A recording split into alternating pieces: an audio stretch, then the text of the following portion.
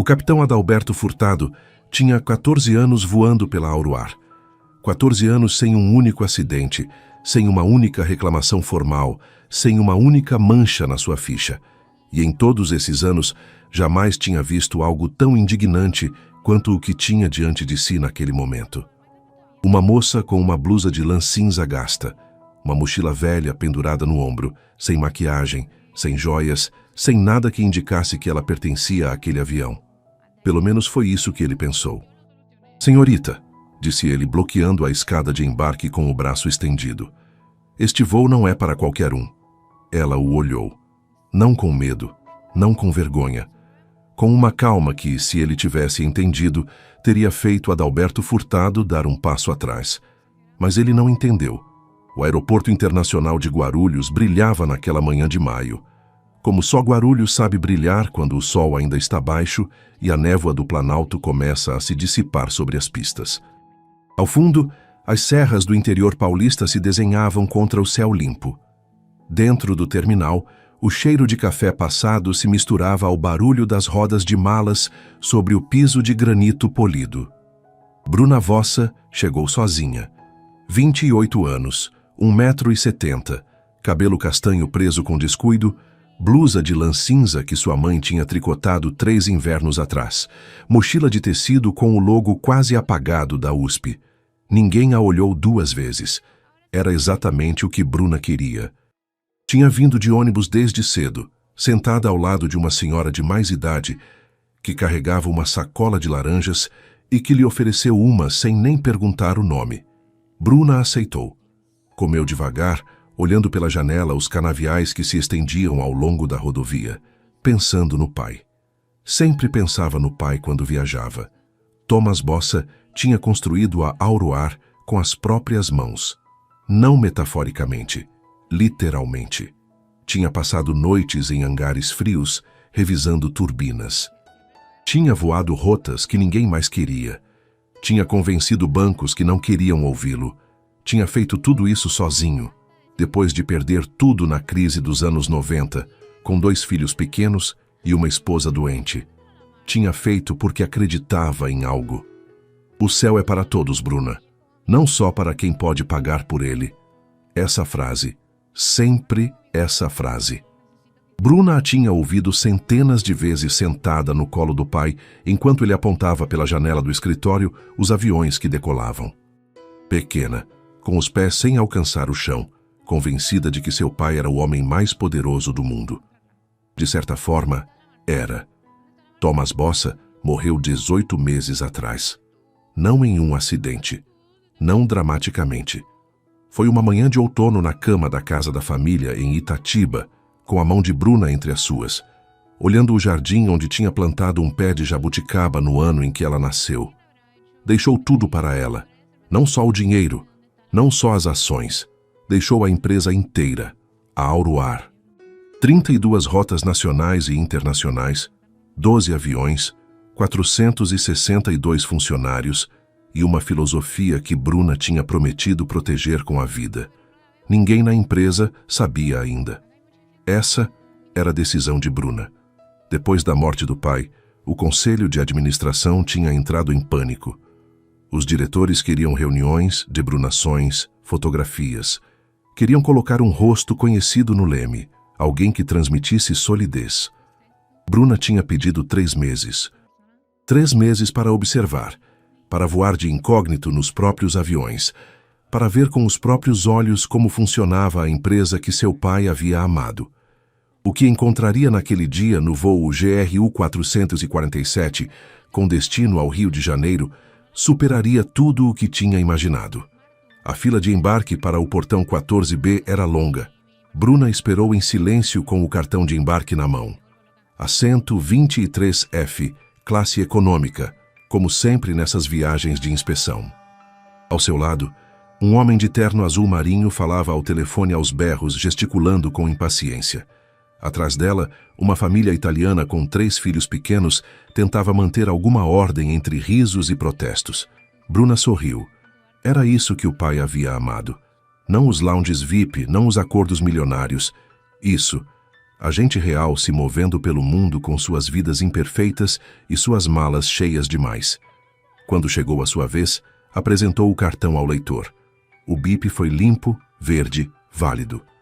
Começou a subir a escada de embarque. Foi então que uma mão se interpôs. Um momento. Bruna parou. O homem que bloqueava a passagem usava o uniforme da Auroar, 4 galões na manga. Capitão. O nome bordado sobre o bolso esquerdo. R. Furtado. Ele a olhou de cima a baixo. Foi um segundo, apenas um segundo. Mas naquele segundo, Bruna soube exatamente o que ele estava pensando. Seu cartão, disse ele.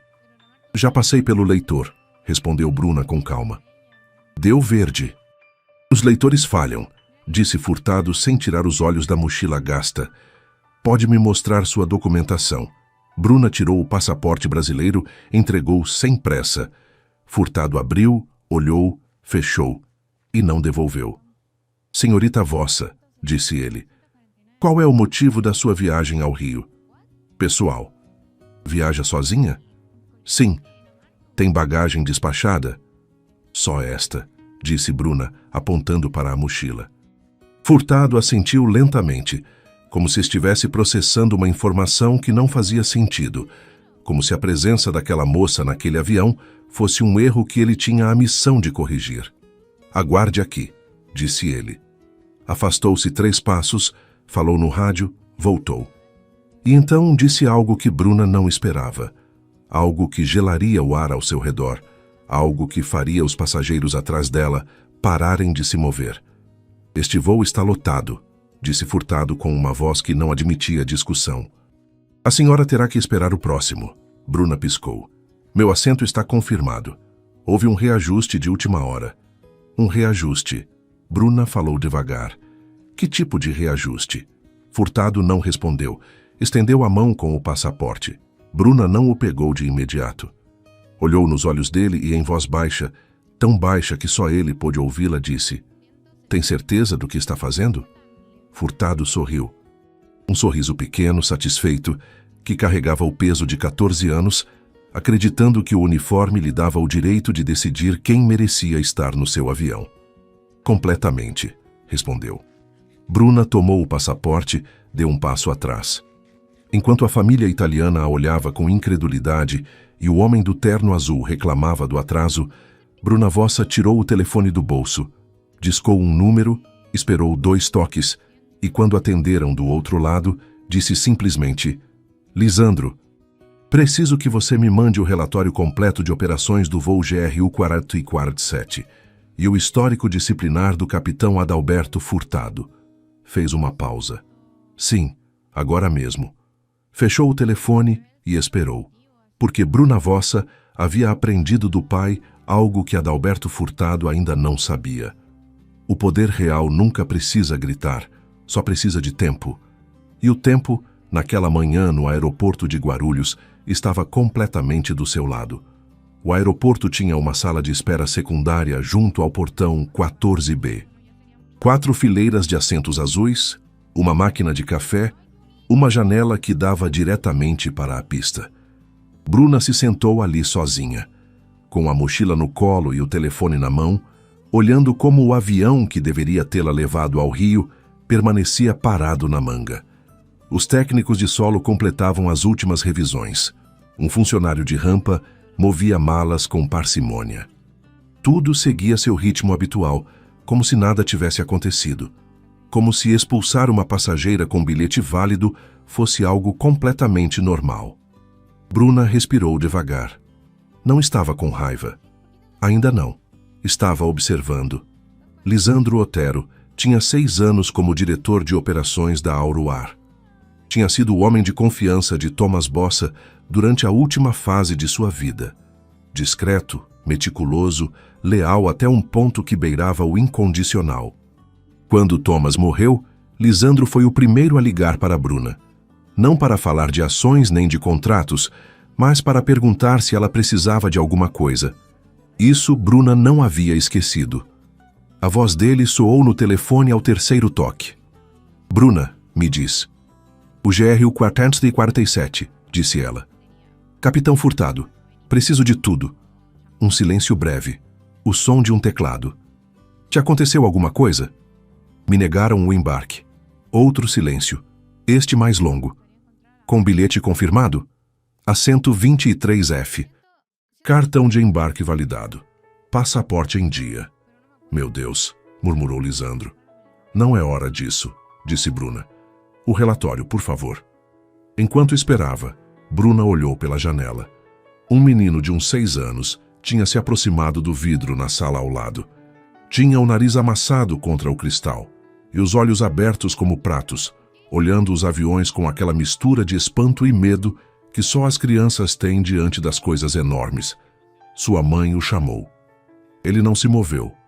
Bruna sorriu sem perceber. Lembrou de ter sido aquela criança, literalmente.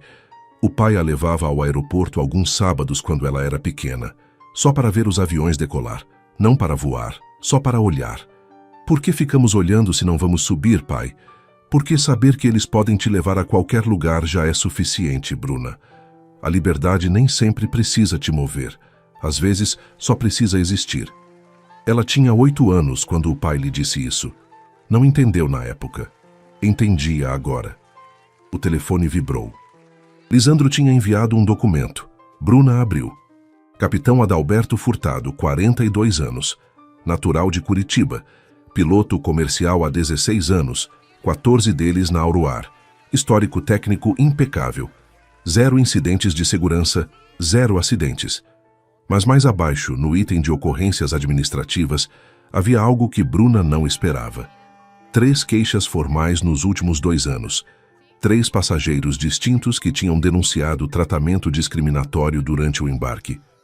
Os 3 casos tinham sido arquivados. Os 3 tinham chegado à mesa do diretor de recursos humanos, um homem chamado Pablo Rodrigues, e os 3 tinham desaparecido sem sanção alguma. Bruna leu os nomes dos denunciantes. Uma mulher de origem nordestina, um jovem estudante com roupas esportivas, uma família numerosa que viajava com bagagem modesta. O padrão era tão evidente que doía. Não era descuido, não era um erro pontual, era um critério. Bruna fechou o documento, olhou de novo para a pista. O avião ainda estava lá, a manga ainda conectada. Faltavam 12 minutos para o fechamento do portão. Então o telefone tocou. Desta vez, não era Lisandro. Era sua mãe. Ruth Bossa tinha 63 anos e a voz mais tranquila do mundo. Era o tipo de mulher que poderia lhe dizer que o prédio estava pegando fogo com o mesmo tom com que ofereceria uma xícara de chá. Thomas sempre dizia que Ruth era a âncora verdadeira da família, que ele colocava o céu, mas ela colocava o chão. Bruna, como está indo tudo? Bem, mãe. Mentira, disse Ruth sem se alterar. Te conheço desde que você tinha 40 centímetros. Fala. Bruna hesitou um segundo. Me tiraram do avião. Silêncio. Fisicamente não me deixaram embarcar. Bilhete válido, embarque validado. O capitão decidiu que eu não combinava com o perfil. Outro silêncio. Mais frio desta vez. E o que você vai fazer? O que o pai faria? Disse Bruna. Ruth demorou um momento para responder. Quando o fez, sua voz tinha algo diferente. Não era exatamente tristeza. Era algo mais parecido com o orgulho contido. O tipo de orgulho que dói um pouco porque vem misturado com a ausência de alguém. Seu pai, disse Ruth devagar. Nunca levantou a voz na vida. E ainda assim, quando entrava numa sala, todo mundo escutava. Eu sei, mãe. Porque o poder real não precisa se anunciar, só precisa agir. Bruna fechou os olhos por um segundo. Eu sei. Bom. A voz de Ruth recuperou sua cadência habitual. Então vai lá e age. E me liga quando chegar no Rio. A chamada terminou. Bruna guardou o telefone. Naquele momento, enquanto o sol de maio entrava oblíquo pela janela da sala de espera, tomou uma decisão. Não ligaria para o conselho. Não ativaria protocolos de emergência. Não faria nada que pudesse ser interpretado como uma reação emocional. Faria algo muito mais preciso. Subiria naquele avião. Levantou da cadeira. Caminhou até o balcão do portão 14B com passo tranquilo. A agente de solo Uma jovem de cabelo preto preso, com o nome Sofia na etiqueta, ergueu a vista. Senhorita, esse voo tem meu assento disponível, disse Bruna. O 23F, sei porque acabei de verificar com o Sistema Central de Operações. Não foi reatribuído. Não existe nenhum reajuste documentado. Sofia piscou. O capitão indicou que... Capitão, disse Bruna com a mesma calma com que sua mãe falava de incêndios, não tem autoridade para negar o embarque a uma passageira com bilhete válido sem documentar o motivo no sistema, certo? Sofia olhou para a tela. Digitou algo. Sua expressão mudou. Tem razão. O assento ainda está atribuído ao seu nome. Eu sei, disse Bruna. Pode processar o embarque, por favor? Sofia olhou para a manga, olhou para trás. Tomou uma decisão silenciosa. Sim, claro. Desculpe o transtorno. Bruna assentiu. Sem problema. Pegou o cartão, caminhou para a manga. Desta vez ninguém a deteve. Subiu os degraus devagar, com a mochila no ombro e a vista à frente. Quando entrou no avião, a comissária que estava junto à porta a saudou com um sorriso profissional. Bem-vinda a bordo. Obrigada, disse Bruna. Avançou pelo corredor da classe econômica. Passou por famílias acomodando malas nos compartimentos superiores. Passou pelo homem do terno azul, que já estava instalado no seu assento na primeira classe, com um copo de água mineral na mão. Chegou à fileira 23. Sentou no 23F. Colocou a mochila sob o assento da frente. E enquanto o avião iniciava os procedimentos de fechamento de portas, Bruna tirou uma pequena caderneta da mochila. Uma caderneta azul escura com as cantas dobradas pelo uso. Na primeira página, com a letra apertada e Bruna do pai, estava escrito Auroar, notas de voo. H. Bossa. Era a caderneta que o pai levava sempre consigo quando voava de incógnito. A mesma tradição, a mesma mochila, a mesma blusa de lã cinza. Não era desleixo o que Bruna carregava, era herança. Abriu a caderneta numa página em branco. Escreveu uma única linha. Gerro 447. Capitão R. Furtado. 3 queixas arquivadas. Pablo Rodrigues. Investigar. Fechou a caderneta. Olhou pela janelinha. A pista de Guarulhos se estendia entre as serras e o horizonte paulistano. Linda, firme, impávida, como o que estava prestes a acontecer. O que Bruna ainda não sabia era que o capitão Furtado, naquele exato momento, estava na cabine falando pelo rádio com alguém. Alguém que não deveria estar do outro lado daquela linha. Alguém cujo nome, quando Bruna descobrisse, mudaria tudo. O avião rodou em direção à pista, com a pontualidade característica da Auroar. Isso ao menos funcionava. Bruna olhava pela janelinha com a caderneta fechada sobre os joelhos. À sua esquerda, no 23E, uma mulher de meia-idade já cochilava com uma máscara de dormir. No 23D, um rapaz jovem ouvia música com os fones no volume máximo, a cabeça se movendo levemente no ritmo. Ninguém a olhava, ninguém sabia quem ela era, e ainda assim, Bruna sentia o peso de cada detalhe ao seu redor, como se carregasse uma lupa invisível. O estofado do assento da frente tinha um desgaste na borda direita. O compartimento superior da fileira 21 não fechava direito. A comissária do corredor central, uma mulher jovem com o nome Silvana na etiqueta, sorria com profissionalismo, mas tinha os ombros tensos. O tipo de tensão que não vem do trabalho, vem de algo mais. Bruna anotou tudo mentalmente. O pai a tinha ensinado a ler os aviões, como outros leem as pessoas. Um avião bem gerido se nota nos detalhes pequenos, Bruna. Não nos grandes. Os grandes qualquer um vê. Os pequenos só vê quem sabe olhar. A decolagem foi limpa. Bruna sentiu a pressão familiar no peito quando as rodas abandonaram o asfalto. Aquela fração de segundo em que a terra se rende e o ar assume o controle. Sempre lhe parecera o momento mais honesto da viagem. Sem volta atrás. Sem dúvida possível. Ou voa, ou não voa. A 2.000 metros de altitude, as nuvens cobriam o interior paulista e os canaviais desapareceram sob um manto branco. Bruna fechou os olhos por um instante. Pensou na chamada de Furtado. Com quem havia falado? Não era uma comunicação padrão de cabine. Lisandro lhe tinha confirmado que não havia nenhum alerta registrado no sistema durante o embarque, nenhum protocolo ativado, nenhum motivo documentado para a negativa, o que significava que Furtado tinha agido por iniciativa própria ou por instrução de alguém que preferia não deixar rastro. Silvana chegou ao corredor com o carrinho de bebidas.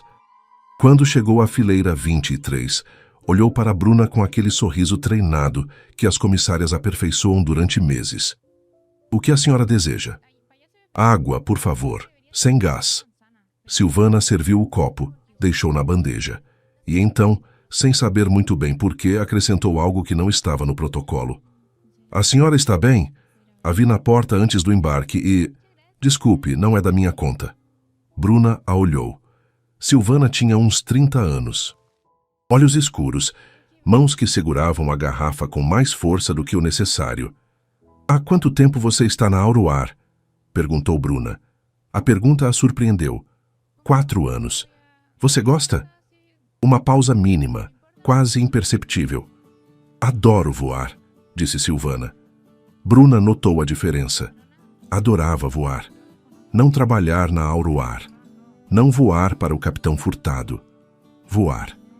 "Obrigada pela água", disse Bruna. Silvana assentiu e empurrou o carrinho para a fileira seguinte. Bruna bebeu devagar e acrescentou mais um nome à lista mental que estava construindo. Foram as crianças que quebraram a tensão. 3 fileiras à frente, a família italiana que tinha estado na fila de embarque se reorganizava com a caótica eficiência que só as famílias numerosas têm em movimento. O maior dos 3 filhos, um menino de uns 8 anos, com uma mochila de dinossauros, tinha se virado no assento e olhava para trás com os olhos semicerrados, como se estivesse inspecionando o corredor. Seus olhos se cruzaram com os de Bruna. Ela sorriu. Ele franziu a testa com uma seriedade cômica. "Você também vai para o Rio?" perguntou com sotaque italiano cantarolado, mesmo em português. "Sim", disse Bruna. "A gente vai ver a nona", anunciou o menino com a solenidade de quem comunica um evento de estado. "Ela faz a melhor macarronada do mundo. Você tem, nona?" Bruna pensou em Ruth, na sua voz tranquila, nas laranjas que sempre havia na fruteira da casa de Itatiba. "Tenho mãe", disse. "É quase a mesma coisa", o menino considerou. "Ela faz macarrão, faz bolo de fubá." O menino franzeu o nariz. "Bolo de fubá não é janta." Bruna se riu. Uma risada pequena, genuína, que chegou sem avisar e ficou um momento flutuando no ar da cabine. A mãe do menino se virou envergonhada. "Andréia, deixa ela em paz." "Não me incomoda", disse Bruna. A mulher a olhou com gratidão. E com algo mais. O tipo de reconhecimento silencioso que passa entre pessoas que se entendem sem precisar de palavras. "Desculpa a curiosidade dele." "É a melhor coisa que ele tem", respondeu Bruna. 40 minutos depois de decolar, algo mudou. Não foi dramático. Não foi um som alto nem uma sacudida brusca. Foi o silêncio. O tipo de silêncio que chega quando algo que deveria estar soando deixa de soar. Bruna notou antes de qualquer um a mudança sutil no tom dos motores. Não uma falha, não um alarme, algo mais delicado, um ajuste que não estava no perfil de voo normal para aquela rota naquela altitude. Olhou pela janelinha. As nuvens abaixo do avião eram densas e uniformes. A Serra da Mantiqueira aparecia à direita, verde e imponente. Tudo parecia normal por fora, mas Bruna conhecia aquele som. Ou melhor, conhecia aquela ausência de som. O pai a tinha levado ao simulador de voo quando ela tinha 12 anos. Uma brincadeira que se tornou tradição. Todos os verões, durante 3 anos, Thomas Bossa levava a filha ao Centro de Formação de Pilotos da Auroar e lhe ensinava o básico. Não para que ela voasse, para que entendesse. Se algum dia você estiver num avião e algo não soar como deveria, Bruna, quero que saiba reconhecer. Não para se assustar, para não ser pega de surpresa.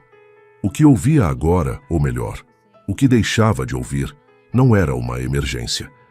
Mas também não era normal. Silvana passou pelo corredor em direção à parte dianteira do avião. Rápido demais para ser rotineiro. Bruna observou como ela desaparecia atrás da cortina que separava a cabine da tripulação.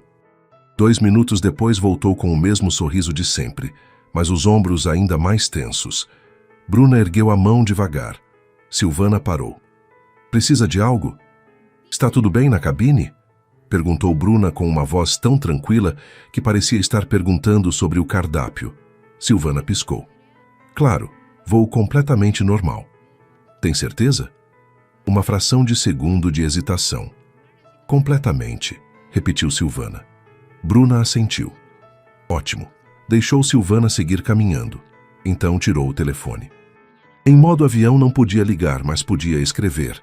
Abriu a caderneta azul e escreveu: Motor 2, variação de tom, AFL 220, não registrado em anúncio da tripulação. Investigar ao aterrissar. Fechou a caderneta. Olhou para a cortina da cabine. Naquele momento, a voz do capitão Furtado preencheu a cabine pelos alto-falantes. Tranquila, profissional, sem fissuras. "Senhoras e senhores, aqui é o seu comandante. Teremos uma pequena modificação de rota por condições meteorológicas no litoral norte do Rio de Janeiro. Não há motivo de preocupação. Chegaremos ao Galeão com um atraso aproximado de 20 minutos.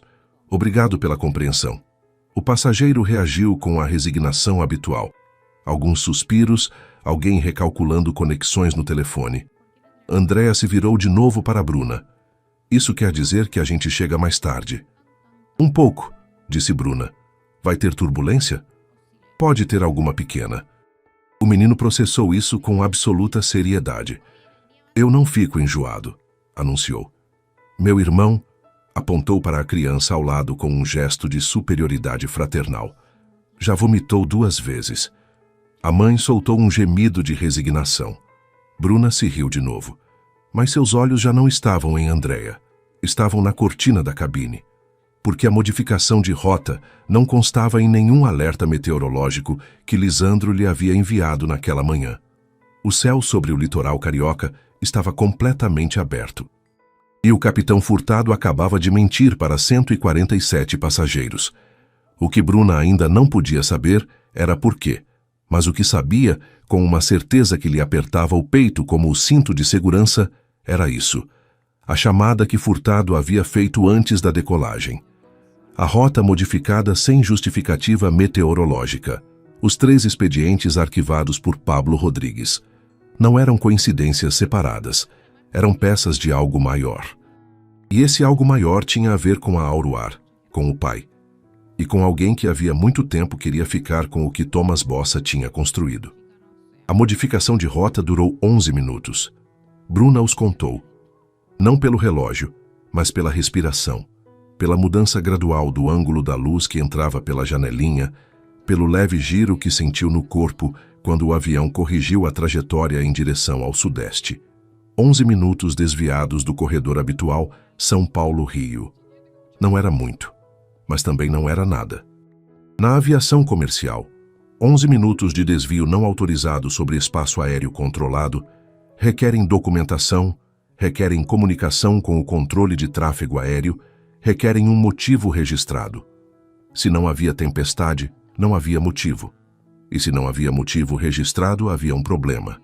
Bruna abriu a caderneta azul, escreveu: Desvio 11 minutos, direção norte antes de correção. Verificar com infraero e descer a possível reunião em rota. Fechou a caderneta. Olhou pela janelinha. A serra já ficava para trás. A paisagem se abria em direção ao rio, verde e suave sob o sol de maio, perfeita, tranquila, completamente alheia ao que ocorria naquela cabine. Foi Silvana quem mudou tudo. Não de uma vez, não com um anúncio dramático. Foi um gesto pequeno, quase invisível. Passou por Bruna em direção à parte de trás do avião e, ao fazê-lo, deixou cair algo sobre a bandeja. Um pedaço de papel dobrado em 4. Não disse nada. Não a olhou. Continuou caminhando. Bruna esperou 10 segundos. Desdobrou o papel. Dentro, escrito com letra apertada e rápida, havia 4 linhas. Não sou quem deveria lhe dizer isso. Furtado recebeu uma ligação de B. Rodrigues antes do embarque. Disseram que havia uma inspetora a bordo. Eles não sabem quem você é de verdade. Bruna leu as 4 linhas 2 vezes, as memorizou. Dobrou o papel com cuidado, guardou no bolso interno da mochila. E então entendeu algo que mudava completamente o cenário.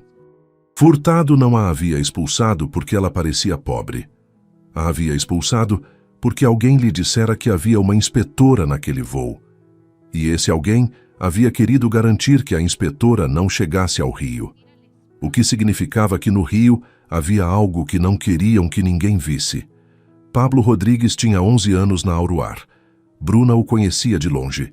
Tinha-o visto em reuniões do conselho, às quais assistia como observadora silenciosa, sentada no fundo da sala, enquanto o pai presidia a mesa. Rodrigues sempre tinha sido daqueles homens que ocupam o espaço sem preenchê-lo. Presente, mas invisível. Eficiente, mas opaco.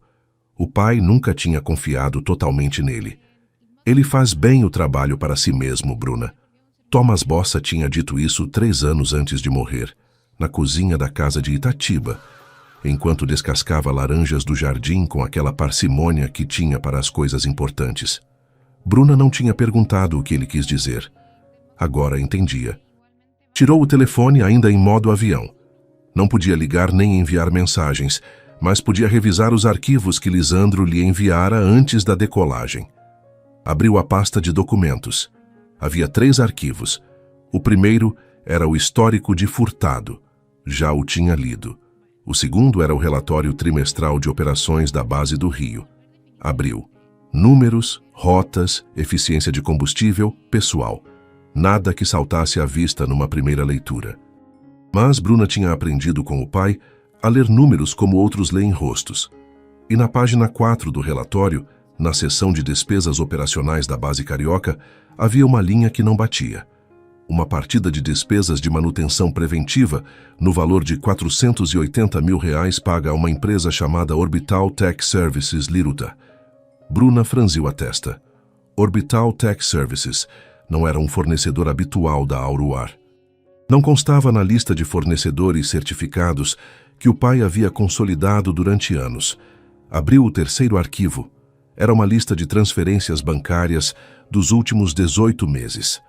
A Orbital Tech Services aparecia nela 8 vezes, 8 transferências, um total de R$3.700.000, todos os pagamentos autorizados pela mesma assinatura, Pablo Rodrigues.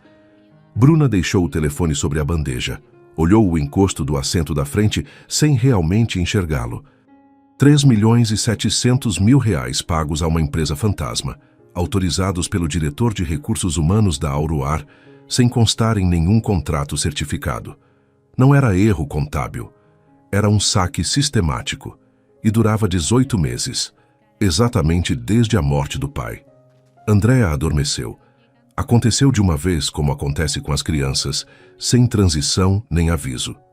Estava olhando pela janelinha com os olhos bem abertos e um momento depois tinha a cabeça apoiada no ombro da mãe e respirava com aquela pesagem tranquila de quem dorme sem culpa. A mãe o acomodou com um gesto automático e terno. O olhou por um segundo com aquela expressão que só as mães têm. Bruna a observou. Pensou em Ruth, em quantas vezes havia feito aquele mesmo gesto sobre ela, quantas vezes a havia agasalhado sem despertá-la. Quantas vezes havia carregado o peso do mundo em silêncio para que os filhos pudessem dormir tranquilos. Apertou a caderneta azul entre os dedos. Pai, você sabia do Rodrigues? A pergunta chegou sozinha, sem buscar, e a resposta chegou também sozinha, com a voz de Thomas Bossa tão nítida em sua memória que quase doía. Sempre investiga o que não te mostram voluntariamente, Bruna. O que te ensinam é o que querem que você veja. O que escondem é o que você precisa saber. Silvana voltou a passar pelo corredor. Desta vez não olhou para Bruna, mas reduziu levemente o passo ao chegar à sua fileira. Bruna falou sem elevar a voz. Obrigada. Silvana não parou, mas assentiu. Um movimento mínimo de cabeça, quase imperceptível. E seguiu adiante. Bruna a observou se afastar. 4 anos na Auroar. O suficiente para ver coisas, o suficiente para guardá-las, o suficiente para saber quando o silêncio começa a custar caro demais. Tinha precisado de coragem para deixar cair aquele papel. O tipo de coragem que não vem do dinheiro nem do cargo. Vem de algo mais fundo, daquela linha invisível que cada pessoa traça para si mesma e que diz, até aqui. Bruna respeitava isso mais do que qualquer outra coisa. Faltavam 40 minutos para pousar no Rio. Bruna tinha 40 minutos para decidir como usaria o que sabia. Podia esperar. Chegar, convocar uma reunião de emergência do conselho, apresentar as provas com calma e deixar que o processo fizesse seu trabalho. Era a opção razoável, a opção que o pai consideraria primeiro. Mas havia algo mais. Se Rodrigues sabia que havia uma inspetora naquele voo, era porque alguém havia vazado a informação. Alguém com acesso ao sistema de operações interno. Alguém que sabia quais voos estavam sendo monitorados. O que significava que Rodrigues tinha um cúmplice dentro da empresa. E esse cúmplice, fosse quem fosse, continuava ativo. Se Bruna convocasse uma reunião do conselho sem identificar antes o informante, o aviso chegaria antes dela. As provas poderiam desaparecer, os registros poderiam ser alterados. E Rodrigues, com 11 anos de experiência navegando a burocracia da Auroar, saberia exatamente o que apagar e em que ordem. Bruna precisava agir antes que soubessem o que ela sabia. Abriu de novo o telefone, buscou entre os contatos até encontrar um nome. Doutor. Lauro Chiesa. Auditor externo. São Paulo. Lauro Chiesa tinha sido o auditor de confiança de Thomas Bossa durante 12 anos, o único homem externo à empresa que conhecia as contas da Auroar melhor do que ninguém. Discreto, independente, incorruptível. O pai sempre dizia que Lauro era o tipo de pessoa que não se compra, porque já tem tudo o que precisa. Bruna escreveu uma mensagem, deixou em rascunho, pronta para ser enviada assim que o avião pousasse e recuperasse sinal. Lauro, preciso de uma auditoria de emergência. Orbital Tech Services LAIDA. 18 meses de transferências. Amanhã de manhã cedo, se possível. É urgente. CV guardou o rascunho, fechou o telefone, olhou pela janelinha. O horizonte sobre o rio começava a se desenhar ao longe. A luz da tarde caía sobre a cidade com aquele tom dourado que faz tudo parecer eterno. A Baía de Guanabara reluzindo como um espelho partido. O pão de açúcar recortado contra o céu. Bruna pensou no pai construindo aquela empresa tijolo a tijolo. Pensou nas noites que não havia dormido, nos bancos que lhe fecharam a porta, nos funcionários a quem havia dado emprego quando ninguém mais apostava neles. Pensou no que Rodrigues havia feito com tudo isso. E sentiu algo que não era raiva. Era algo mais frio, mais preciso. Era determinação. Foi então que a voz de Furtado voltou a soar pelos alto-falantes. Senhoras e senhores, iniciamos a descida em direção ao Rio de Janeiro. Por favor, recostem os encostos na posição vertical e afivelem os cintos. O avião começou a se inclinar suavemente para a frente. Andréa acordou de repente e olhou pela janelinha com os olhos ainda meio fechados. Já chegamos? Murmurou. Já chegamos, disse a mãe. O menino colou o nariz no cristal. Rio! Exclamou com uma energia que não parecia compatível com ter dormido 10 minutos. Você acha que a nona já fez macarrão? Com certeza, disse a mãe. E você? Virou-se para Bruna. Tem alguém te esperando no Rio? Bruna pensou em Rodrigues, em Furtado, na Orbital Tech Services, em 3.700.000 reais que já não estavam onde deveriam. Sim, disse Bruna. Algo assim. Andréa assentiu com seriedade. As famílias sempre esperam, disse com a sabedoria absoluta de quem tem 8 anos. Minha nona nos espera desde terça-feira. Bruna se riu. Uma risada breve, calorosa, que chegou exatamente quando mais fazia falta. Porque em 30 minutos o avião tocaria o solo, e tudo o que havia construído em silêncio durante aquele voo estava prestes a se desdobrar. Rodrigues não sabia. Furtado não sabia. O cúmplice dentro da empresa não sabia. Mas Bruna Vossa, filha de Thomas, herdeira da Auroar, ia ao Rio. E desta vez ninguém a tiraria do avião. O que não podia imaginar era que no aeroporto do Galeão, naquele preciso momento, Pablo Rodrigues a estava esperando. Não a ela, a inspetora que nunca tinha chegado a embarcar. E quando visse Bruna descer pela manga com a mochila gasta e a blusa de lã cinza, não a reconheceria. Esse seria o seu maior erro. E o último. O aeroporto do Galeão cheirava a café e a mármore quente. Aquela combinação particular que os aeroportos cariocas têm, como se a cidade inteira tivesse se filtrado pelas portas de chegadas e decidido ficar. Bruna saiu pela manga com a mochila no ombro e o passo tranquilo de quem não está com pressa. Mas seus olhos não descansavam. Varriam. A área de desembarque de voos nacionais estava moderadamente movimentada para uma tarde de terça-feira de maio. Famílias esperando, motoristas com cartazes, turistas se orientando com o telefone levantado.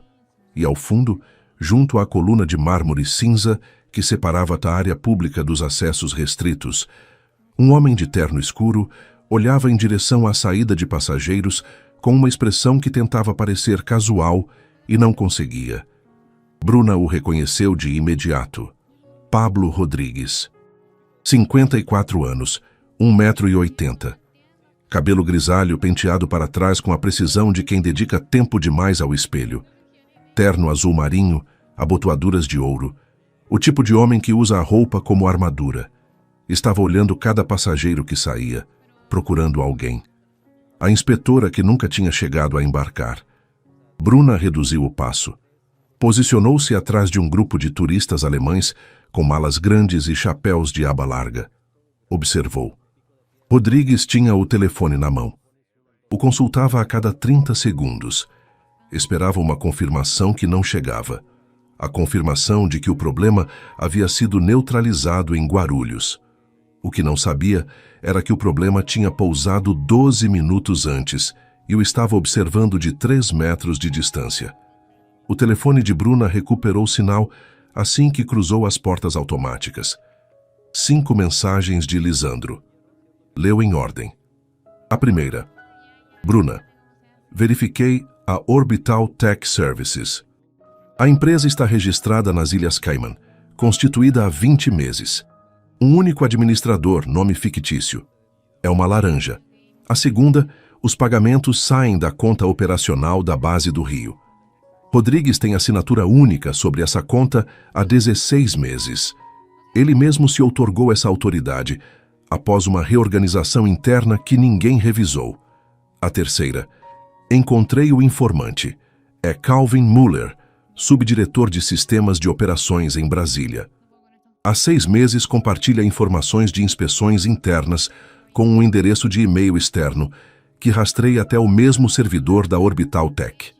A quarta, Lauro Chiesa está disponível. Diz que pode ter um relatório preliminar em 48 horas, se você der acesso esta noite. A quinta chegou 4 minutos depois das outras. Uma única linha. Bruna. Rodrigues convocou uma reunião extraordinária do Conselho para amanhã às 9 da manhã, sede do Rio. A pauta é a venda de 40% da Auroar para um fundo de investimento nas Ilhas Cayman. Não reconheço o nome do fundo. Preciso que você me ligue. Bruna leu a 5ª mensagem 3 vezes. Uma venda de 40% sem sua autorização, sem seu conhecimento, convocada para o dia seguinte. Se essa venda fosse aprovada antes que Bruna pudesse apresentar as provas do fraude, Rodrigues teria conseguido 2 coisas ao mesmo tempo.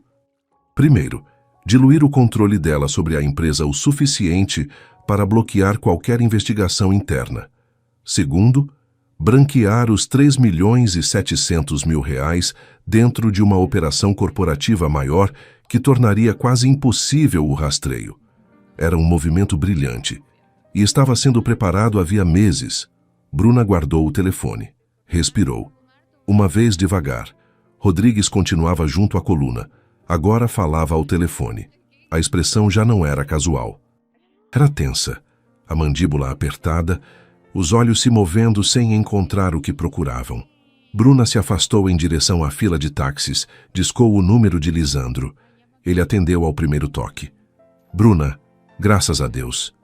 Me escuta, disse ela com uma voz tão baixa e tão firme que Lisandro parou de respirar por um segundo. Preciso que você faça 3 coisas agora mesmo. Primeira, liga para Lauro Chiesa. Diz que preciso de acesso completo às contas da base do Rio esta noite. Esta noite, Lisandro, não amanhã. Feito. Segunda, a reunião do conselho de amanhã. Rodrigues a convocou sem minha autorização como acionista majoritária. Isso a invalida. Preciso que você documente isso junto ao secretário do conselho antes das 8 da manhã. Um silêncio breve.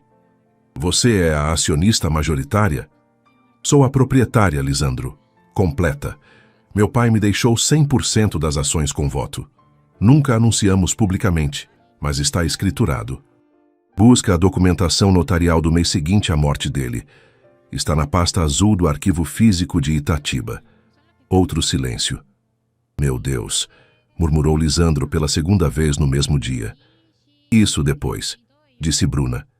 Terceira coisa, Calvin Muller, subdiretor de sistemas em Brasília.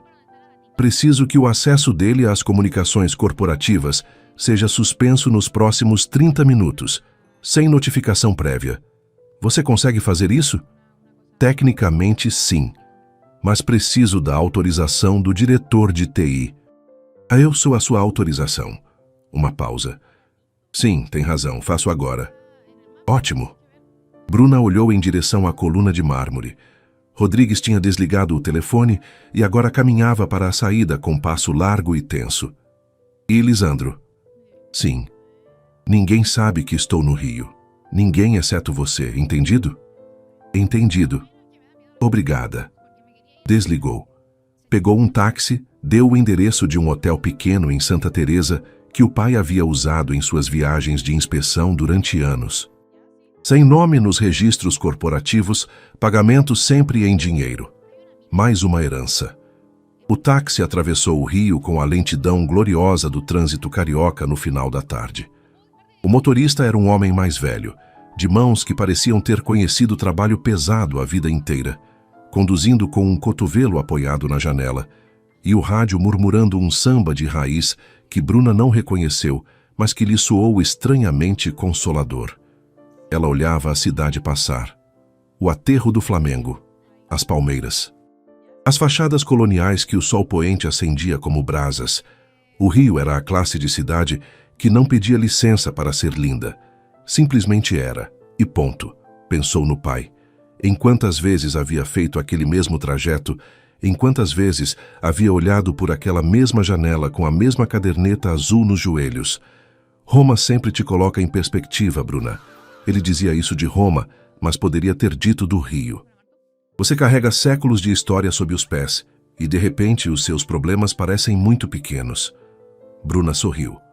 Os problemas dela naquela noite não eram pequenos, mas também não eram insuperáveis. O hotel tinha 12 quartos e uma proprietária chamada Georgia. Devia ter uns 70 anos e reconheceu o sobrenome Bossa com uma expressão que misturou a surpresa com algo parecido com luto. O seu Thomas, disse em um português com acento do sul da Itália que Bruna entendeu pela metade. A gente sente muita saudade. Eu também, disse Bruna. Georgia lhe entregou a chave do quarto 4 sem pedir documentação. Seu pai sempre pagava em dinheiro e nunca pedia recibo, disse. Imagino que a senhora também. Imagina certo. Georgia sorriu. Boa sorte, senhorita.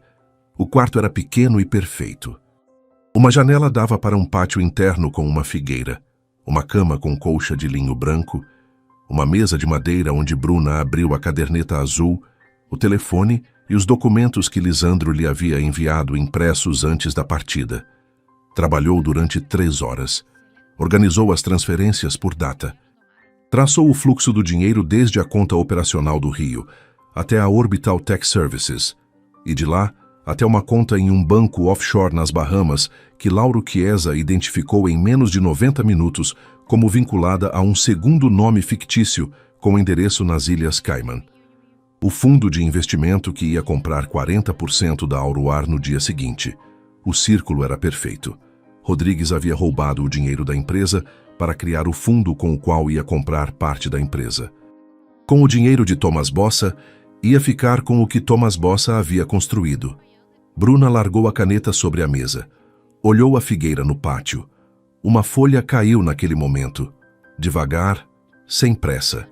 E então disse em voz alta, sozinha naquele quarto pequeno e perfeito no coração de Santa Teresa: "O que você construiu com suas mãos não se vende com as minhas", disse devagar, com uma calma que vinha de muito fundo. E naquele momento, algo se assentou em seu interior com a solidez de uma decisão que já não tem volta atrás. Às 10 da noite, Lauro Chiesa enviou o relatório preliminar. 14 páginas, números, datas, transferências, nomes, tudo o que precisava. Às 10h15, Bruna enviou uma mensagem para os 7 membros do Conselho de Administração da Auroar. Não era uma convocação, era uma citação. Reunião extraordinária amanhã às 9 horas, sede do Rio. Presença obrigatória. Pauta: relatório de auditoria urgente e situação acionária da companhia. Bruna Vossa, proprietária. 7 mensagens enviadas. 7 confirmações de leitura em menos de 4 minutos. E a 8ª mensagem, a que foi para Pablo Rodrigues, idêntica às demais, sem uma única palavra a mais. Bruna imaginou a cara dele quando a lesse. A confusão. Primeiro, o sobrenome Vossa associado a uma proprietária que ele acreditava ser apenas a filha herdeira. A palavra proprietária. A pauta da reunião. O momento exato em que entendesse que a inspetora que nunca tinha chegado a embarcar estava no Rio e que sabia tudo. Apagou a luz do quarto. Ficou um momento olhando o teto na escuridão. A figueira no pátio movia os galhos com o vento suave da noite carioca. Bruna pensou em Ruth, em Andréa dormindo em algum hotel do Rio com o irmão e os dinossauros, em Silvana, de volta em Guarulhos, se perguntando se tinha feito a coisa certa. Tinha feito a coisa certa. Amanhã às 9, numa sala de reuniões da sede carioca da Auroar, Pablo Rodrigues descobriria que o poder real não precisa se anunciar, só precisa estar presente no momento exato. E Bruna Vossa estaria presente, com 14 páginas de provas, com a caderneta azul do pai. E com algo que Rodrigues nunca tinha tido e nunca teria. Uma razão verdadeira para estar ali. O Rio amanhece sem pedir licença. Não como outras cidades que vão acordando timidamente camada a camada. O Rio abre os olhos de uma vez. O sol entra como se tivesse direito. As gaivotas já estão nos telhados. O café já está nas padarias. O barulho dos ônibus enche as ruas antes que qualquer um tenha decidido sequer se levantar. Bruna já estava acordada quando chegou a luz. Tinha dormido 4 horas. Não por ansiedade, por decisão. Tinha colocado o alarme às 5h30. Tinha revisado os documentos mais uma vez. Tinha reorganizado a ordem de apresentação do relatório de Lauro Chiesa e tinha anotado na caderneta azul as 3 perguntas que não queria esquecer de fazer na reunião. Às 7h30 estava banhada, vestida e sentada diante da mesinha do quarto 4, com uma xícara de café que Georgia havia subido sem que ninguém pedisse, a blusa de lã cinza, a mochila gasta, exatamente igual ao dia anterior. Porque Bruna Vossa não ia àquela reunião para provar quem era por fora, ia para provar quem era por dentro. A sede carioca da Auroar ocupava o 3º andar de um edifício moderno na Cidade Nova. Bruna chegou às 8h40, 20 minutos antes da reunião. O recepcionista, um jovem de óculos de armação fina, a olhou com a expressão educada e levemente desconcertada que produz uma mulher com mochila de tecido num prédio de mármore. "Bom dia. Tem hora marcada?" "Tenho a reunião", disse Bruna. "O seu nome?" "Bruna Vossa." O jovem digitou, leu, digitou de novo. E então algo mudou no rosto dele. Não dramaticamente, mas o suficiente. "Sim, senhora Vossa." Se pôs de pé. "A acompanho." A sala de reuniões do conselho tinha uma mesa oval de ipê escuro, 12 cadeiras de couro preto e uma janela panorâmica com vista para o Cristo ao fundo, distante, mas inconfundível. Os braços abertos sobre a cidade. 5 dos 7 conselheiros já estavam sentados quando Bruna entrou. A olharam com a mesma expressão do recepcionista, a mesma mistura de confusão e rápida recalibração.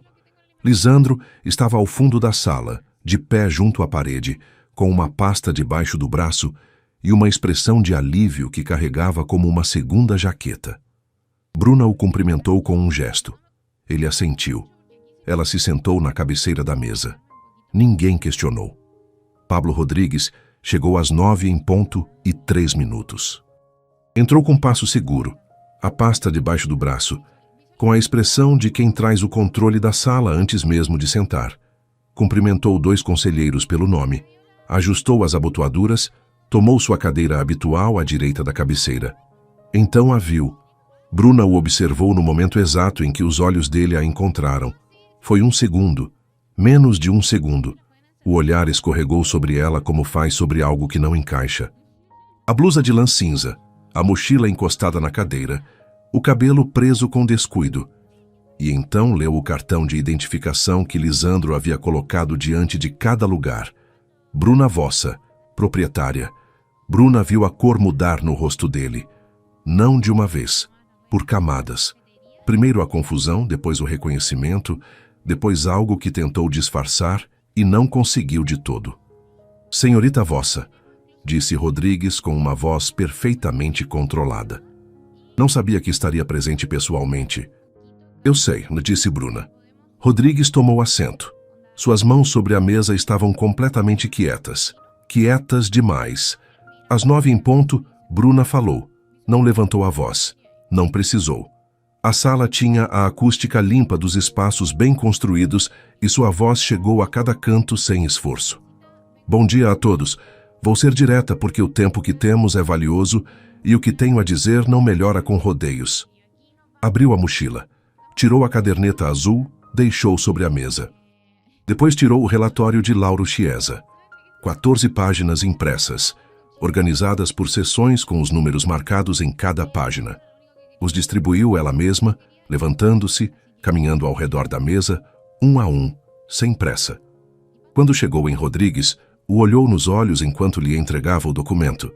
Ele não desviou o olhar. Ela tampouco. O que tem à frente, disse Bruna quando voltou à sua cadeira, é o resultado de uma auditoria de emergência realizada ontem à noite pelo Dr. Lauro Chiesa, auditor independente certificado com quem meu pai trabalhou durante 12 anos. Fez uma pausa. Nos últimos 18 meses, 3.700.000 foram transferidos da conta operacional da base do Rio para uma empresa chamada Orbital Tech Services Ltda, registrada nas Ilhas Cayman. Essa empresa não existe como fornecedora real. É uma laranja. O dinheiro passou por 3 contas intermediárias e chegou finalmente a um fundo de investimento, também nas Ilhas Cayman, que, como consta na convocatória de ontem, tinha previsto adquirir 40% da Auroar esta manhã. Silêncio absoluto. O tipo de silêncio que tem peso. Em outras palavras, continuou Bruna, alguém roubou o dinheiro desta empresa para usá-lo como instrumento de compra desta mesma empresa. E convocou uma reunião do conselho para hoje, a fim de formalizar essa operação antes que pudesse ser detectada. Olhou para Rodrigues. Ele olhava o relatório. Suas mãos continuavam sobre a mesa, quietas. Todas as transferências, disse Bruna, têm a assinatura autorizada de uma única pessoa. O documento está na página 6. 7 pares de olhos foram para a página 6. Rodrigues não mexeu o relatório. Já sabia o que estava escrito. Foi o conselheiro Marchetti, um gaúcho de 60 anos com bigode grisalho e fama de nunca falar nas reuniões, quem quebrou o silêncio. Pablo, disse com uma voz que soou como uma sentença. Tem algo a dizer? Rodrigues ergueu a vista do relatório e então fez algo que Bruna não esperava. Sorriu. Um sorriso pequeno, frio, que não chegou aos olhos. Esta auditoria, disse, foi realizada em menos de 12 horas por um homem que não tem acesso oficial aos sistemas da Auroar. Sua validade legal é questionável. Lauro Chiesa tem acesso, disse Bruna. Dei a ele ontem à noite. Como proprietária da empresa, tenho autoridade para autorizar auditorias externas a qualquer momento. Está no artigo 16 dos estatutos. Rodrigues não respondeu de imediato. Além disso, continuou Bruna, a documentação notarial que acredita minha condição de proprietária de 100% das ações com voto foi enviada esta manhã ao secretário do Conselho e à Junta Comercial do Estado do Rio de Janeiro. Olhou o relógio na parede. Há 58 minutos. O que ocorreu depois durou 40 minutos. Rodrigues tentou 3 linhas de defesa diferentes. A primeira, erros contábeis. Bruna os desmontou número a número com o relatório de Chiesa. A segunda, autorização verbal do Conselho para operações de investimento. Marchetti disse em voz alta que nunca havia autorizado nada por essa via. Outros 2 conselheiros o secundaram. A terceira, questionar a legitimidade de Bruna como proprietária. Essa foi a que terminou com tudo.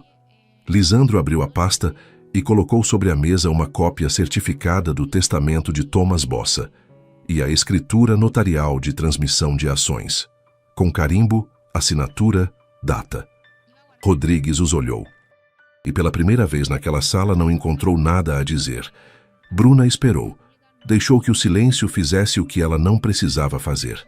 Depois, falou devagar, sem elevar a voz nem um único tom. O que foi construído com as suas mãos não se vende com as minhas, Pablo. E o que você roubou com as suas também não fica. A frase caiu sobre a mesa como cai a primeira pedra na água, sem ruído, mas com ondas que chegaram a todos os cantos daquela sala. Rodrigues a olhou pela primeira vez desde que havia entrado. A olhou de verdade, não a blusa, não a mochila, não a moça que não combinava com o perfil. A olhou a ela, e o que viu nos olhos de Bruna devia lhe dizer tudo o que precisava saber. Porque foi então que Rodrigues, pela primeira vez em 11 anos dentro da Auroar, não soube o que fazer. A continuação, às 10h15, o conselheiro Marchetti propôs uma moção de suspensão cautelar de Pablo Rodrigues de todas as suas funções na empresa, pendente de investigação formal. A votação foi unânime, 7 votos a favor, 0 contra. Rodrigues abandonou a sala sem dizer uma palavra. Seus passos soaram no corredor de mármore por um segundo, e então o silêncio o cobriu tudo. Bruna permaneceu sentada. Os conselheiros conversavam entre si. Marchetti se aproximou para lhe apertar a mão com uma firmeza que carregava respeito. Lisandro atravessou a sala e ficou de pé ao lado dela sem dizer nada, que era exatamente o que ela precisava. Bruna olhou pela janela. O Cristo continuava lá ao fundo, quieto, enorme, completamente alheio ao que acabava de acontecer naquela sala. Pensou no pai.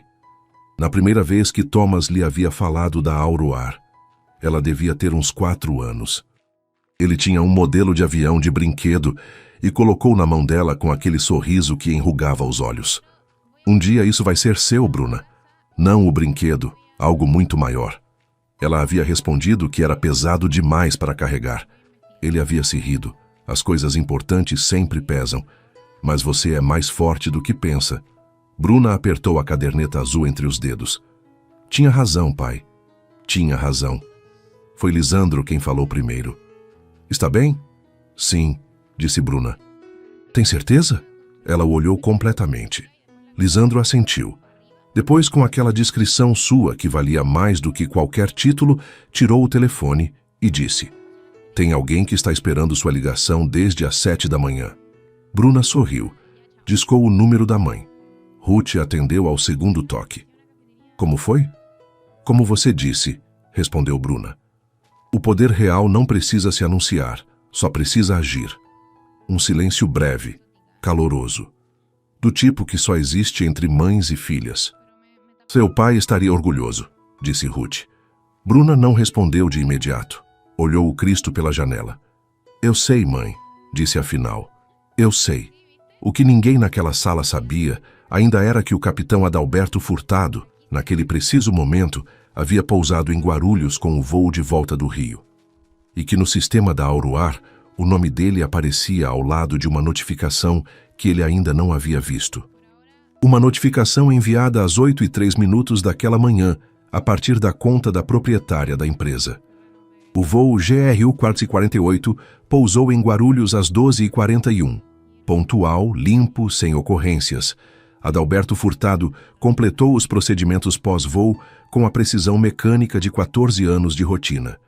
Verificou os registros, assinou a documentação técnica, trocou 4 palavras com o copiloto sobre o jogo da noite anterior.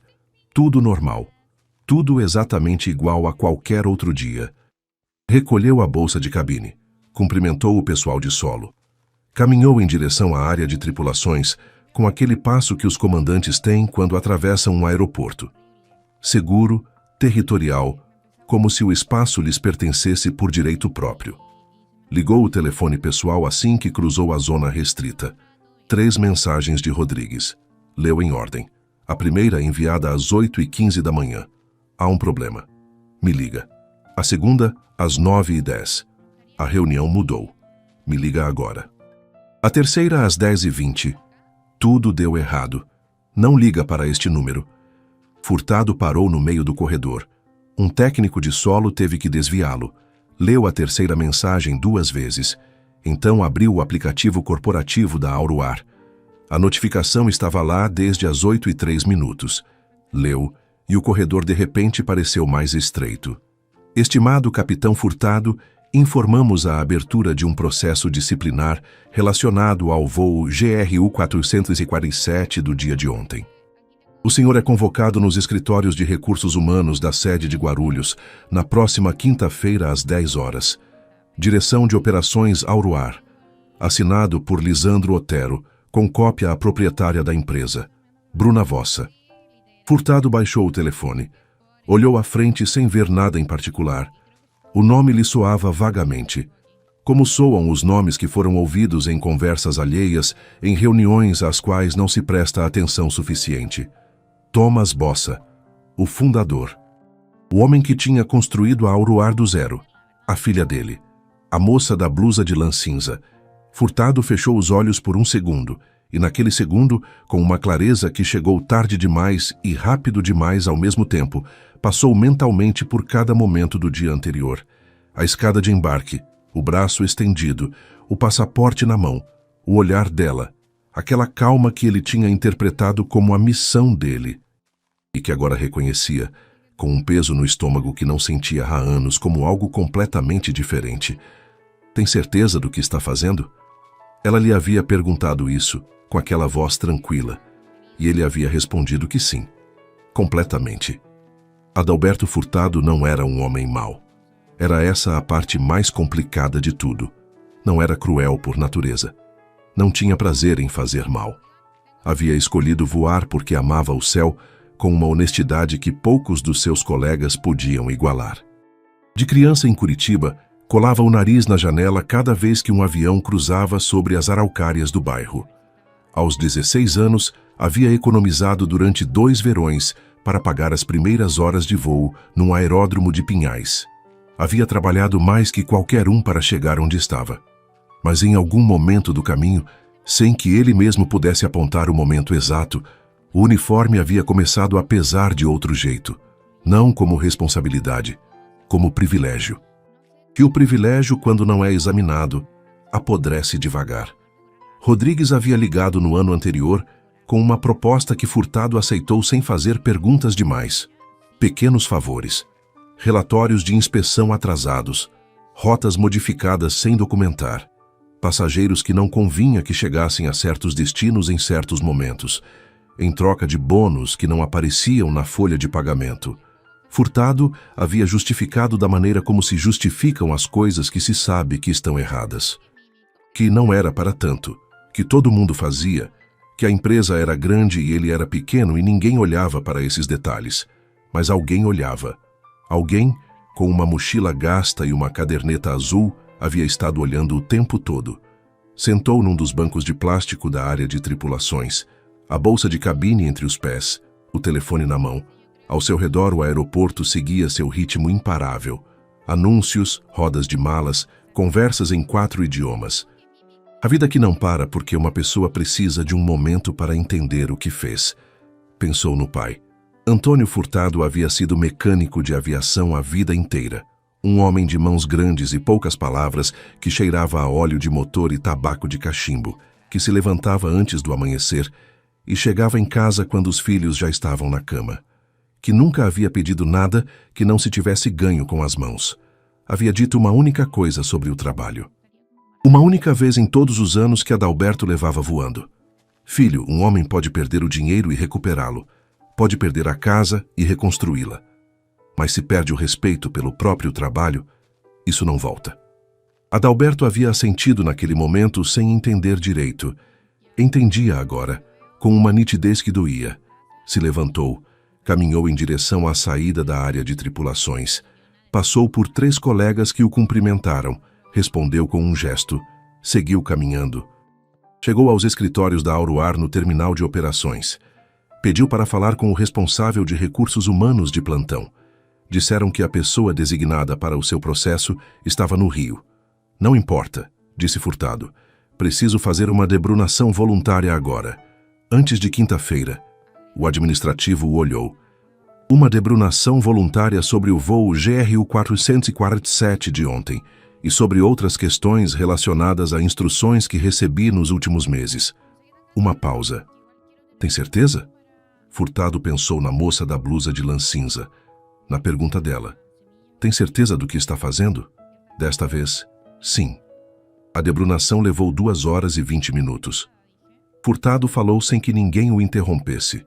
Nomeou datas, nomeou rotas, nomeou conversas, nomeou os 3 passageiros a quem havia negado o embarque por instrução direta de Rodrigues. Nomeou os envelopes com dinheiro em espécie que haviam chegado à sua caixa de correspondência em 3 ocasiões. O administrativo tomava notas sem erguer a vista. Quando Furtado terminou, o homem fechou o caderno. Esta debrunação será encaminhada à direção de operações e à proprietária da empresa. Eu sei, respondeu Furtado. Pode ter consequências disciplinares graves para o senhor. Eu sei, o administrativo assentiu. Quer acrescentar algo mais? Furtado pensou por um momento. Sim, disse. Quero que conste que o que fiz com aquela passageira ontem na escada de embarque não foi por instrução de ninguém. Foi decisão minha. E foi um erro do qual me responsabilizo completamente. Disse sem desculpas, sem ressalvas. Como dizem as coisas os homens que demoraram demasiado para dizê-las. Às 4 da tarde, Lisandro Otero recebeu a debrunação de Furtado no Rio. Leu inteira. Depois ligou para Bruna. Furtado se apresentou voluntariamente, disse. Declarou tudo. Rodrigues, os envelopes, as rotas modificadas, tudo. Bruna escutou em silêncio. E os outros 3 passageiros que ele negou o embarque? Já os identificamos. Vamos ligar amanhã. A empresa vai oferecer uma compensação formal e um pedido de desculpas público. Bem, disse Bruna. E Furtado? Bruna olhou pela janela da pequena sala que lhe haviam preparado na sede carioca. A tarde caía sobre a cidade com aquela luz lenta e inevitável que o outono carioca tem. A Baía de Guanabara se iluminando ao longe. Pensou em Furtado, no homem que havia estendido o braço na escada de embarque, no homem que havia passado 2 horas debrunando voluntariamente, e no pai, que sempre havia dito que a diferença entre um erro e um fracasso não é o que você faz de errado, é o que faz depois. O processo segue, disse. Haverá consequências. Mas quero que conste no relatório que a debrunação foi voluntária e que ele cooperou sem pressão. Lisandro tomou nota. Uma coisa a mais, acrescentou Bruna. Calvin Muller, o informante de Brasília. Sim, tentou acessar o sistema 16 vezes desde que bloqueamos. A última há 40 minutos. Ótimo. Que a documentação dos acessos dele esteja pronta para as autoridades amanhã de manhã cedo. Já está preparada. Bruna assentiu. Lisandro. Sim. Obrigada por tudo. Um silêncio breve. Seu pai me ensinou que trabalhar para algo que vale a pena é um privilégio, disse Lisandro. Hoje lembrei disso com muita clareza. Bruna não respondeu de imediato. Quando o fez, sua voz tinha algo que não era tristeza nem alegria. Era algo mais parecido com a paz que chega quando as coisas terminam onde devem terminar. Eu também, disse. Naquela noite, Bruna voltou a pé para o hotel de Georgia. Não pegou táxi. Queria caminhar. Queria sentir o rio embaixo dos pés, com aquela lentidão que o pai lhe havia ensinado. A cidade, àquela hora, era outra coisa, mais suave, mais sua. As fontes soavam nas vielas de Santa Teresa, os bares derramavam luz e cheiro de alho e limão para a rua. Um casal discutia em voz alta num balcão do 2º andar, com aquela paixão despreocupada de quem sabe que a discussão vai acabar em abraço. Bruna caminhou durante 40 minutos sem o telefone na mão, sem a caderneta, sem anotações. Só ela e a cidade e o ar de maio que cheirava a pedra úmida e a buganvília. Pensou no pai, em tudo o que havia construído, em tudo o que ela acabava de proteger. E pela primeira vez desde que havia chegado ao aeroporto de Guarulhos com a blusa de lã cinza e a mochila gasta, sentiu algo que não havia tido tempo de sentir em todo o dia. Alívio puro, limpo, sem mistura. Quando chegou ao hotel, Georgia estava na entrada regando uma muda de manjericão com um regador verde desbotado. A olhou de cima a baixo. Foi um dia longo, disse sem perguntar. Muito longo, confirmou Bruna. Georgia assentiu com a sabedoria prática das pessoas que viram mundo suficiente. Jantou? Não. Então sobe. Tenho feijoada no fogo desde as 6. Bruna sorriu. Minha mãe faz bolo de fubá. Georgia franziu o nariz, exatamente igual a Andrea. Bolo de fubá não é jantar, disse. É sobremesa com pretensões. Bruna se riu. Uma risada longa e genuína que lhe limpou algo por dentro. E subiu. Naquela noite, antes de dormir, abriu a caderneta azul pela última vez. Buscou a primeira página. A letra do pai. Auroar. Notas de voo. H. Bossa. Embaixo, com a própria letra, acrescentou uma única linha. E C. Vossa, a partir de hoje. Fechou a caderneta. Apagou a luz. E o rio continuou soando lá fora, vivo e indiferente e perfeito, como continua soando há séculos. Mas o que aconteceria nas semanas seguintes superaria tudo o que Bruna havia imaginado. Porque quando a história da Auroar viesse a público, não seria apenas uma história de fraude e justiça. Seria a história de uma filha que terminou o que o pai havia começado. E o mundo descobriria que Bruna Vossa estava esperando exatamente essa história. Semanas depois, a sede central da Auroar em Guarulhos tinha uma sala de imprensa que nunca havia sido usada. Thomas Bossa a havia mandado construir quando inaugurou o edifício, convencido de que um dia a empresa cresceria o suficiente para precisar dela.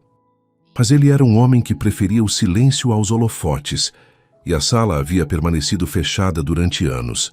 Cadeiras empilhadas, microfones em caixas, uma tela grande com o logo da Auroar coberta por um lençol branco. Naquela manhã, a sala estava cheia. Jornalistas de 4 estados, câmeras, gravadores, o murmúrio denso de quem espera algo que vale a pena ouvir. Bruna entrou sozinha. Blusa de lã cinza. Mochila no ombro. O cabelo preso com o mesmo descuido de sempre. Ninguém esperava isso. E exatamente por isso, ninguém deixou de olhar para ela.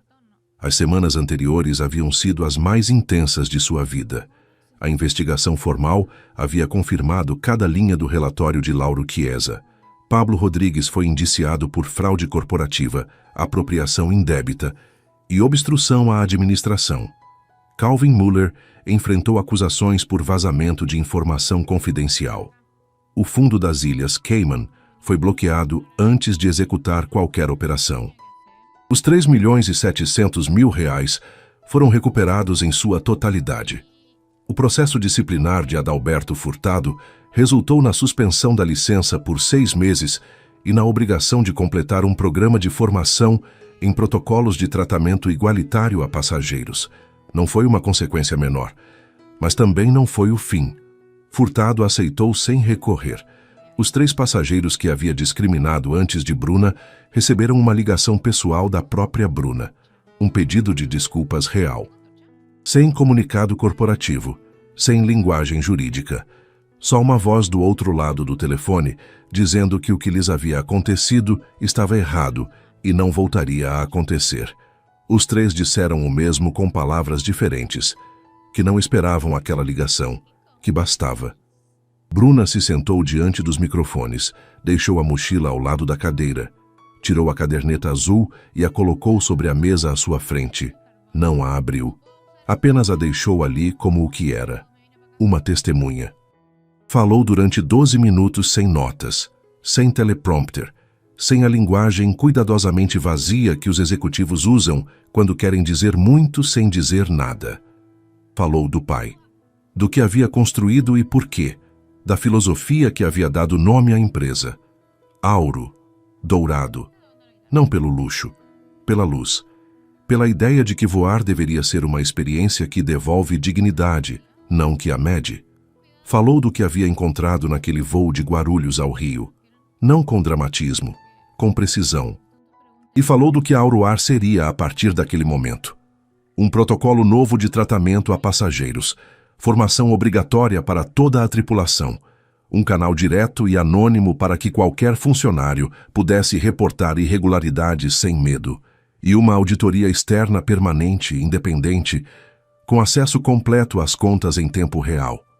Meu pai construiu esta empresa acreditando que o céu é para todos, disse ao final. Não para quem parece poder pagá-lo, para todos. Isso não é um slogan. É uma obrigação. E enquanto a Auroar existir, será a única norma que não tem exceções. Silêncio. Depois perguntas, muitas. Bruna respondeu cada uma com a mesma calma com que havia subido aquela escada de embarque em Guarulhos. Sem pressa, sem defesas, sem uma única palavra a mais. Ruth Bossa assistiu à coletiva de imprensa pela televisão na casa de Itatiba, sentada na poltrona junto à janela do jardim. O pé de jabuticaba lá fora já sem folhas, os galhos nus contra o céu de junho.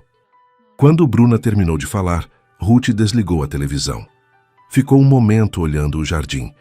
Depois olhou a fotografia que havia sobre a lareira.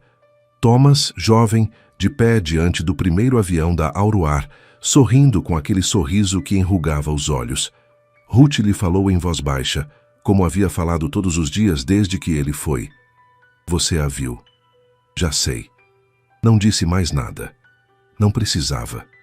Silvana recebeu uma carta. Não um e-mail. Uma carta em papel com timbre da Auroar e assinatura manuscrita. Leu 3 vezes na sala de descanso de tripulações do aeroporto de Guarulhos. Nela, Bruna lhe agradecia a coragem. Comunicava que seu nome havia sido incluído no processo como colaboradora essencial da investigação e lhe oferecia, se desejasse, uma posição no novo departamento de protocolos de bem-estar de tripulação que a Auroar estava criando. Silvana dobrou a carta com cuidado. Guardou no bolso interno do casaco de uniforme, junto ao coração. E quando a porta de embarque se abriu para o seu próximo voo, caminhou em direção a ela, com os ombros erguidos e algo diferente nos olhos. O tipo de algo que chega quando se descobre que fazer o certo, mesmo custando, não fica sem resposta neste mundo. Andréa não sabia nada disso. Andréa tinha 8 anos e estava no Rio comendo a macarronada da nona e sendo completamente feliz. Mas a mãe dele soube. Viu a coletiva no telefone enquanto Andréa dormia a sesta. E pensou na moça da blusa de lã cinza que havia sorrido para o filho no avião. Que havia dito que ter mãe era quase a mesma coisa que ter nona. Que havia se rido com uma risada pequena e genuína no meio de um dia que ela, sem saber, estava a muito mais do que um simples voo. A mãe de Andréa buscou o contato da Auroar no telefone e escreveu uma mensagem curta, sem pretensões. No voo GRU 447, viajou uma mulher que foi gentil com meu filho, sem ter nenhuma obrigação de ser. Não sei se esta mensagem vai chegar a quem deve, mas queria que soubessem que esse tipo de pessoa faz o mundo ser melhor. Obrigada. A mensagem chegou à Caixa Geral de Atendimento ao Cliente da Auroar. Quem a leu primeiro foi Lisandro. Encaminhou para Bruna com uma única palavra. Isso. Bruna leu no escritório de Guarulhos, o mesmo escritório de onde o pai havia olhado os aviões decolar durante anos, a mesma janela, a mesma luz prateada da Serra da Cantareira ao longe. Leu a mensagem 2 vezes. E sorriu. Não o sorriso de quem ganhou algo, o sorriso de quem entendeu algo. Naquela tarde antes de sair, Bruna abriu a caderneta azul pela última vez. Passou as páginas devagar, a letra do pai no início, apertada. Bruna, cheia de datas e rotas e nomes e pequenos detalhes que Thomas Bossa havia considerado dignos de ser lembrados. Depois, suas próprias anotações desde aquela manhã em Guarulhos. GRU 447. Capitão R. Furtado. Motor 2. Variação de tom AFR 220. Orbital Tech Services, Lida. O que foi construído com as suas mãos não se vende com as minhas. E se vossa a partir de hoje. Parou naquela última linha. A olhou por um momento. Depois escreveu embaixo, na mesma página, algo que não havia planejado escrever. Algo que chegou sozinho. Como chegam as coisas verdadeiras. O céu é para todos. Pai, eu prometo. Fechou a caderneta. Guardou na mochila. Se levantou. E saiu do escritório com o passo tranquilo de quem não precisa provar nada a ninguém. Porque o poder real nunca precisa se anunciar. Só precisa agir. E Bruna Vossa, filha de Thomas, herdeira da Auroar, havia agido. O que foi construído com as suas mãos não se vende com as minhas. E o que herdamos com o coração também não se perde. Se esta história te emocionou, deixa um like e se inscreve no canal para não perder os próximos vídeos. Comenta aqui embaixo seu nome e de onde está assistindo. Compartilha com alguém que precisa ouvir uma história assim hoje. Obrigado pela companhia e até mais. ¿Cómo le decís tú?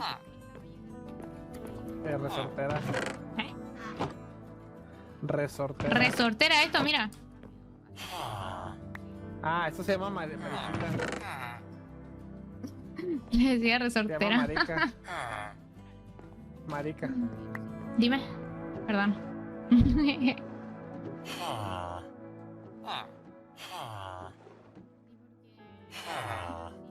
Me voy a llevar todo esto.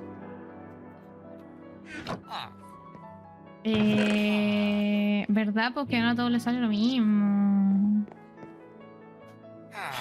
Tengo una polla de espacio. Bueno. A ver, ven. Podría venir en otro momento después de...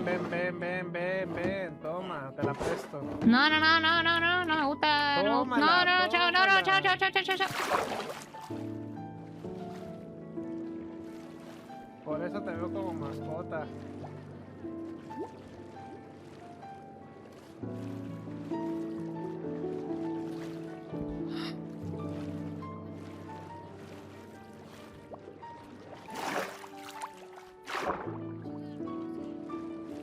Literal, creo que sale más fácil a verme.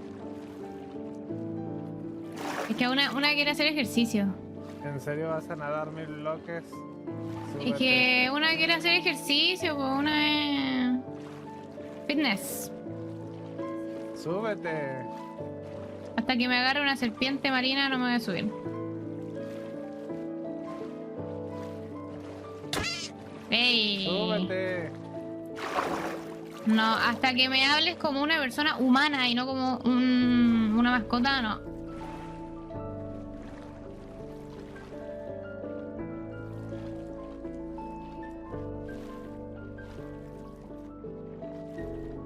Estaba hablando silenciada.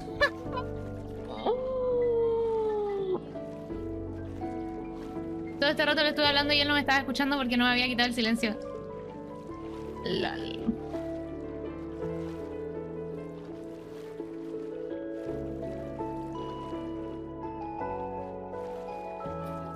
Ya, déjenme. Extraño a la Martu, chiquillo. Extraño a la Martu.